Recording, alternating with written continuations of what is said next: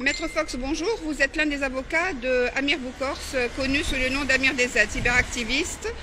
Il a été donc appréhendé dans la matinée par la police. Il est à Nanterre et il y a actuellement une manif devant une institution de Nanterre. Pourriez nous en dire plus? Ça n'a pas l'air d'être un commissariat classique.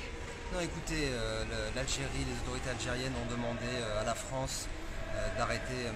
Boukors dans le but de l'extradition. D'accord. Donc l'Algérie demande à la France d'extrader M. Boukors pour qu'il vienne exécuter ses peines en Algérie. Est-ce que c'est une mesure classique? Qu'est-ce qui est différent dans ce cas ou pas? Non, pour l'instant tout est absolument classique. Lorsqu'un État demande à un autre État d'arrêter l'un de ses ressortissants, il y a une procédure qui s'appelle la procédure d'extradition. Donc aujourd'hui, il a juste été interpellé, il s'est fait notifier les mandats d'arrêt. Donc il y a 7 mandats d'arrêt internationaux qui ont été délivrés par l'Algérie. Demain, il verra le procureur général de la Cour d'appel de Paris qui décidera de la suite à donner à ces demandes. Est-ce que le fait qu'il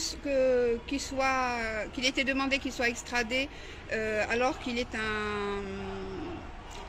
un cyberactiviste, on pourrait penser que c'est pour délit d'opinion, ça changera quelque chose? Écoutez, ça fera partie du débat au fond.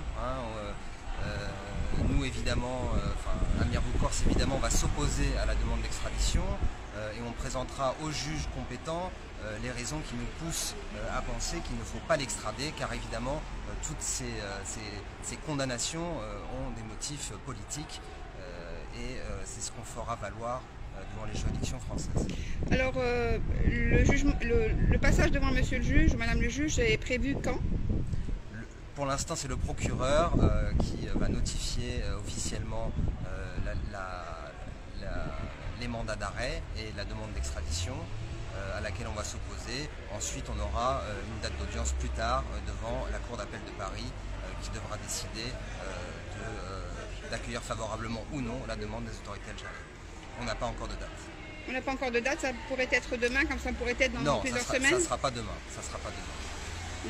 Demain, on saura si Amir Boukors doit être sous contrôle judiciaire, c'est-à-dire laissé libre mais sous le contrôle de la justice, en estimant qu'il n'y a pas de risque de fuite de la France, ou si les juges considèrent qu'il y a un risque de fuite et ils pourraient donc le placer en détention avant que la Cour d'appel se prononce sur son cas.